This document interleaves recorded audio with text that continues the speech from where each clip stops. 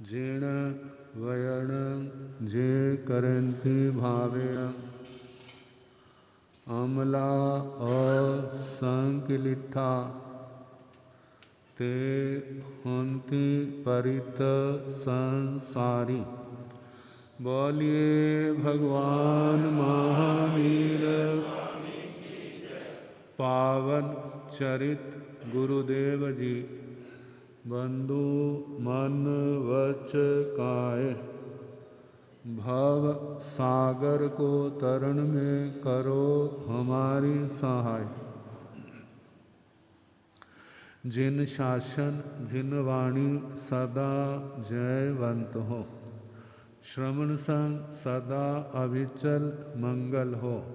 मुक्ति को प्राप्त श्रमण भगवान महावीर स्वामी, उनकी परम पावन कल्याणी भागवती वाणी वाचक प्रमुख श्री इंद्र भूति गौतम आदि गणधर भगवंत योग प्रधानाचार्य परम पूज्य श्री सुधर्मा स्वामी जी महाराज, उनकी परम पावन पाठ परंपरा वर्तमान आचार्य ध्यान योगी परम पूज्य श्री शिव मुनि जी महाराज एवं गुरुजन सबके पावन चरण सरोजों में मेरा अनंत अनंत बार वंदना नमस्कार। उपस्थित धर्म प्रेमी सज्जनों, माताओं तथा बहनों, 9 तत्वों के प्रकरण में 10 प्रकार का श्रवण धर्म वो सुनाना प्रारंभ किया। 10 दीहे समण धम्मे पनते तन जहा खंति मुत्ति अज्जवे मदवे लागवे सच्चे संजमे तवे चियाए बम्ब चेर वास्य। 10 प्रकार का श्रवण धर्म कहाँ है? खंति शांति, मुक्ति मुक्ति निर्लोभता, आर्जवे आर्जव ऋजुता सरलता, मध्यवे मार्दव मृदुता कोमलता, लाघवे लाघव निरभिमानता, लघुता से निम्न के रहना, सच्चे सत्य, संजमे संयम, तवे तप, चियाए त्याग अकिंचनता, ब्रह्मचर्य वास्य 10वां है ब्रह्मचर्य वास। देखा जाए तो संसार का सारा अमृत इस सूत्र के अंदर भगवान ने भर दिया। ये सूत्र हमारे को आपको हर समय याद रहना चाहिए। केवल शब्द ही नहीं, उसके अर्थ की ओर भी ध्यान दें। परिचय तो तभी होगा ना जब हम किसी के साथ रहें। दूर से तो परिचय नहीं होता। दूर का परिचय कितनी बार धोखा खा जाते हैं, लेकिन पास में हो, पास में रह करके उसके चेहरे को देखा जा सकता। जो बात कह रहा है उसके पीछे इसका चेहरा क्या बोलता है, क्या ये सच है या झूठ है, सच्चाई है या बनावट है। तो इन 10 से परिचय करना। जे 10 इनको साथी बनाओ, तब आत्मा का मोक्ष होगा। इनको दिल दिमाग में स्थान दो, अपने जीवन में स्थान दो, जितना दोगे उतना इस आत्मा का काम जल्दी होगा। जितना थोड़ा दोगे उतना टाइम भी तो ज़्यादा लगेगा। सबसे बड़े मित्र संसार के अंदर क्या है? जे है। कहते हैं व्यक्ति तड़पता है दुखों से घबरा के, कोई मेरी सहायता करने के लिए आए, तो एक अव्यक्त आवाज आती है जो व्यक्ति को सुनती नहीं है। कहते भाई, जो तेरे घर वाले थे, तेरे सच्चे साथी थे, उनको तो तूने धक्का दे के बाहर निकाल दिया, और तेरे जो शत्रु हैं उसको आपने सिर पर बिठाया हुआ। कहाँ बिठाया है? सिर पर बिठाया है। तेरा दुख कैसे दूर होगा? कहते तो इनको निकाल दे, हम अपने आप आ जाएंगे, बुलाने की जरूरत नहीं। ये हमारा घर है, लेकिन नादानी के कारण हमें ठोकर मार के बाहर निकाल दिया, और जिनको बुलाया उन्होंने तेरी जे दयनीय दशा बना दी। ये बात समझ नहीं आती। देखो भला, आपके सिर में क्रोध बैठा है या क्षमा बैठी है? कौन बैठा आपके जीवन में? क्रोध नक पर बैठा है, कहाँ बैठा? अक्खा में बैठा है। किसको बिठाया है? देखो, आपने अहंकार को सिंहासन पर बिठाया है या विनम्रता को? किसको बिठाया? क्या आपने दिल में माया को स्थान दिया है या सरलता को दिया? लोग कहते हैं ना, परमात्मा घट घट में रहता है। कहते परमात्मा घट घट में तो दिखाई देता नहीं, लेकिन माया जरूर दिखाई देती है। कौन? माया जरूर दिखाई देती है। देखो भला, कल्पना करो, भगवान के साथ लक्ष्मी माता आए तो लोगों का ध्यान लक्ष्मी की ओर होता है जब भगवान की ओर होता है? किसकी ओर होता है? लक्ष्मी माता की, भगवान की ओर नहीं। लेकिन जिन लोगों को जो नहीं ध्यान, लक्ष्मी तो वहां जाएगी जहां उसका मालिक होगा, मालिक को छोड़ के नहीं जाएगी। वो उस लक्ष्मी के तो चरण पकड़ते हैं, लेकिन भगवान से। कारण क्या? लक्ष्मी के अंदर लावण्य है, भगवान के अंदर वो लावण्य नहीं, जिसके कारण जीव का ध्यान उस ओर नहीं जाता। कहा वह लावण्य नहीं है? क्यों? क्योंकि उनका जीवन मेहनत वाला है। मेहनत क्या? व्यक्ति फल तो चाहता है बढ़िया से बढ़िया, लेकिन उसके लिए मेहनत नहीं करता। कहते धर्म है तो लक्ष्मी है, धर्म नहीं है तो वहां पर लक्ष्मी भी नहीं है। धर्म भगवान का रूप है और लक्ष्मी शोभा का रूप है। जहां धर्म होगा उसकी शोभा होगी, जहां धर्म होगा वहां भगवान होगा, वहां लक्ष्मी होगी। जहां धर्म नहीं होगा वहां पर पुण्यवानी नहीं होगी, आत्मा की निर्मलता नहीं होगी, आत्मा की शोभा नहीं होगी। फिर उसका क्या रूप होगा? बद रूप। तो ये 10 यति धर्म, श्रमण धर्म, ये हमारे आत्मा का श्रृंगार बने। शरीर का श्रृंगार तो बोझ होता है, वो प्राण के विनाश का कारण भी बन जाता है।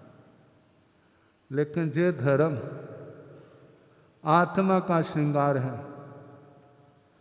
तो इसकी शोभा सारे लोक में फैल जाएगी। भगवान के चरणों में मनुष्य तो जाते हैं, देवी देवता क्यों जाते हैं? उनके क्या कमी है?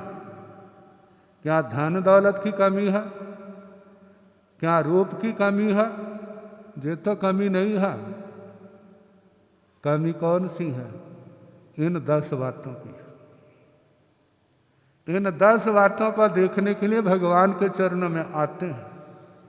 ये 10 बातें वैसे नहीं दिखाई देती। यदि दिखाई देंगी तो किसी व्यक्ति के अंदर दिखाई देंगी, और जिस व्यक्ति के अंदर दिखाई देंगी वह दुनिया से अलग होगा, उसका व्यवहार अलग होगा। लेकिन इनको पाने के लिए तो केवल एक जीवन नहीं, अनगिनत जन्म के बाद भी इनकी पूर्णता से प्राप्ति हो जाए तो समझना हमारा प्रत्येक जन्म क्या संसार में हमारे लिए तो ये सब कुछ सार्थक हो। तो पहला धर्म शांति, शांति। इसका विपरीत क्या है? क्रोध। शांति, क्षमा, सहना, सहन शक्ति, सहने की शक्ति।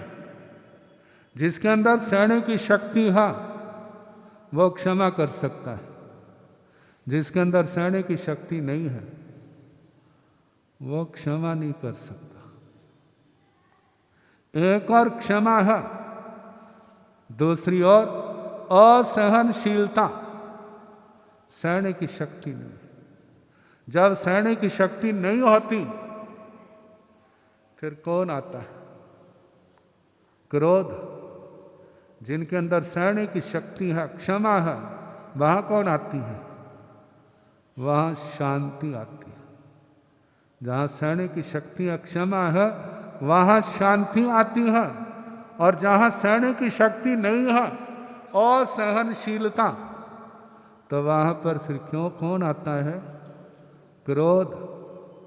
जब क्रोध आता है तो आंखों से आग बरसती, और जहां पर सहन शक्ति है, क्षमा है, शांति है, उनकी आंखों से अमृत बरसता है। जहर बरसाने वाले तो दुनिया में, क्रोध की आग बरसाने वाले तो बहुत हैं, लेकिन जो क्षमा शांति का अमृत बरसाने वाले ऐसे तो बहुत बिरले होते हैं। जन्म जन्म की साधना जब सफल होती है ना, तब ये गुण आत्मा के अंदर आते, तब दुनिया का सच समझ में आता है। तब पता चलता है असहनशीलता के कारण हमारा कितना कुछ नष्ट हुआ, इसके कारण संसार में कितना भ्रमण हुआ। अनंतानुबंधी का क्रोध कहाँ लेके गया? अप्रत्याख्यानी का क्रोध कहाँ लेके गया? अनंतानुबंधी का क्रोध नरक में लेके गया। अप्रत्याख्यानी का क्रोध त्रियांश गति में लेके गया। प्रत्याख्याना वर्ण का जो क्रोध है वो नरक त्रियांश में तो नहीं लेके गया, लेकिन मनुष्य गति जो हल्का होता है, हल्का होने का परिणाम नरक और त्रियांश गति से बच गए। और हल्का हुआ संज्वलन का क्रोध, जो और हल्का हो गया। सिद्ध गति तो नहीं, भीत रागता तो नहीं, जथा ख्या चरित्र तो नहीं, केवल ज्ञान तो नहीं, लेकिन देव गति पाने में सहायक हो गया। जब सहायक हो गया, लेकिन जथा ख्या चरित्र भीत रागता से वंचित है। जानते हैं जिनको पास होने की ना संदेह होता है, यदि उनके 60-70% नंबर आ जाते हैं ना, तो उनके पैर फिर जमीन पर नहीं टिकते। क्यों भला? क्योंकि उनका लक्ष्य क्या था? छोटा था। आगे मिल गए कहते बस। और जिसने 100 का टारगेट रखा है और उसको 99 मिले तो उसको अफसोस होता है। और जिस आत्मा ने वीतरागता का लक्ष्य रखा है, और वीतरागता का परिणाम क्या है? केवल ज्ञान। लेकिन केवल ज्ञान ना मिलने के कारण, क्योंकि क्षय नहीं हुए, 5 विमानों में चला गया, तो अफसोस एक बार फिर माँ के गर्भ में आना पड़ेगा। फिर 9-9.25 महीने क्या दशा होगी? जैसे किसी को एक बर्तन के अंदर बंद कर दो और ऊपर से ढक्कन लगा दो, क्या दशा होती है। लेकिन इस दशा पर रोना उनको आता है जिनको जो ध्यान में है। जिनको जो ध्यान में नहीं है उनको रोना नहीं आता। थोड़ी सी रिद्धि मिल जाती है तो फूले नहीं समाते। लेकिन भगवान, उन्होंने अपने पास आने वाले साधु साधुओं, श्रावक श्राविकों की आंखें खोली। कहते हैं जिस रिद्धि को तुम जो चाहते हो ना, लौकिक, ये सारी नश्वर है। सारी क्या है? नश्वर है। दूसरी बात, जो आपकी भुख नहीं मिटा सकती। कितनी मिल जाए आपकी भुख नहीं मिटेगी। इस रिद्धि के कारण से भाई भाई को नहीं देखता। माँ बाप की आपस में क्या हो जाती है? बच्चों के साथ बिगड़ जाती है, रिश्तेदारों के साथ बिगड़ जाती है, आस पड़ोस में क्या हो जाती है? बिगड़ जाती। किसके कारण? इस रिद्धि के कारण ही तो। जिन्होंने इस रिद्धि को छोड़ दिया है उनका अब किसी से लड़ाई नहीं होती, क्योंकि चाहना ही नहीं। लड़ना किसके वास्ते? अब तो ध्यान जो है, मेरा स्वाध्याय ज्यादा से ज्यादा हो। मेरा क्या हो? स्वाध्याय ज्यादा से ज्यादा हो। मेरा संयम ज्यादा से ज्यादा हो। मेरी तपस्या जो ज्यादा से ज्यादा हो। कहते स्वाध्याय मंत्र रूप है। जैसे मंत्र से जहर उतारा जाता है, ऐसे स्वाध्याय के बार बार स्वाध्याय की आवृत्ति से मोह का ज्वर उतारा जाता है। लेकिन वो स्वाध्याय जिसके साथ मृदुता है, विनम्रता है, विनय है, जब इसके विनय के साथ, श्रद्धा भक्ति के साथ आत्मा को जगाने के लिए जब बार बार स्वाध्याय किया जाता है, तो मौनी कर्म का जो जहर क्या होता है? हल्का पड़ता है। जितना करेंगे उतना क्या होगा? जो जहर हल्का पड़ेगा। पुराने ज़माने में जिन्होंने साधु सतियाँ देखे हैं, वो लोगों से इतनी बातें नहीं करते थे, और लोगों से बात नहीं करते थे तो उनको किसी प्रकार का कोई शिकायत भी नहीं होती थी। कहते हमें दर्शन हो गए, इतना ही बहुत। उन्होंने आंख उठा के देख लिया, इतना ही बहुत। हमने इनके स्वाध्याय में बाधा नहीं बरनी। लेकिन वर्तमान का समय क्या है? अब तो नहीं है। यदि बातचीत नहीं की, कहते हम तो इतनी दूर से आए हैं, सारे काम छोड़ करके, और हमारे ने मुंह उठा के भी नहीं देखा, अक्खा भी नहीं उठाइया, बोलना तो दूर। कोई बात नहीं, हम भी दोबारा पौड़ियाँ नहीं चढ़ेंगे। मतलब कैसी हमारी समझ है। ये क्यों है? क्योंकि ज्ञान नहीं। आप खुश हैं, साधु सतियाँ हमारे से बातें कर रहे हैं, परिवार की सुख शांति पूछ रहे हैं, और संत खुश हैं, साडा समय बढ़िया निकल रहा है, हमारा समय अच्छा पास हो रहा है। कहते पास नहीं हो रहा, बर्बाद हो रहा। जे समय कहाँ जाना चाहिए आगमों के पठन पाठन में। पठन पाठन नहीं है तो नवकार मंत्र पढ़ो, लोगस का पाठ करो, नमोत्थनम का पाठ करो, उपसगहरम का पाठ करो, पुच्छी समना पढ़ो जो आपको सुनाया जा रहा है, भक्तामर पढ़ो, शाम के समय कल्याण मंत्र है वो पढ़ो। जितना पढ़ोगे आपकी नकारात्मक सोच जो है उसके अंदर उतना ह्रास होगा, कुसंस्कार नष्ट होंगे, अच्छे संस्कार पैदा होंगे। जानते हैं पानी के अंदर जाएंगे तो शीतलता मिलेगी और आग के पास बैठेंगे तो वहां पर गर्मी मिलेगी। ऐसे ही भगवान जो आगम वाणी जो है, जो बातें मैंने कही हैं, जो जिन शासन की धरोहर है, इसके साथ जुड़ेंगे हमारे कुसंस्कार, उनके बीज नष्ट होंगे, अच्छे संस्कार हमारे अंदर पैदा होंगे, उनकी पोषणा होगी, जिसके कारण से हम सोने के साथी बनेंगे, लोहे के साथी नहीं बनेंगे। सोने और लोहे में क्या अंतर होता है? पहले तो कीमत में देखो कितना अंतर है। 1 किलो लोहा और 1 किलो, अमीर कौन है? किलो तो दोनों के पास बोझ है, लेकिन जिसके पास सोना है उसकी तो आंखें अलग होंगी, और जिसके पास लोहा है, सोना नहीं है, उसके अंदर दीनता हीनता जे आएगी।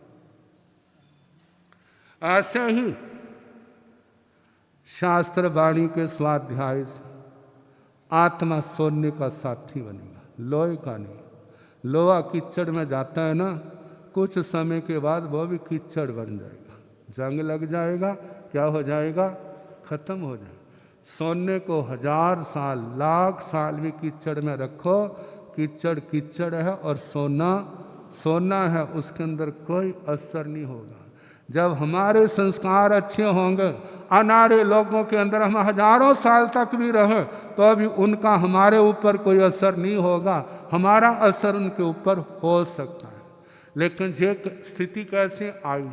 जब शास्त्र स्वाध्याय के साथ संग किया, जब शास्त्र की बातों के साथ संग किया, तब तो जब 2 बातें चल रही हैं, एक और क्षमा और एक और क्रोध। अब इसके बारे में कल जैसे समय होगा सुनाने का।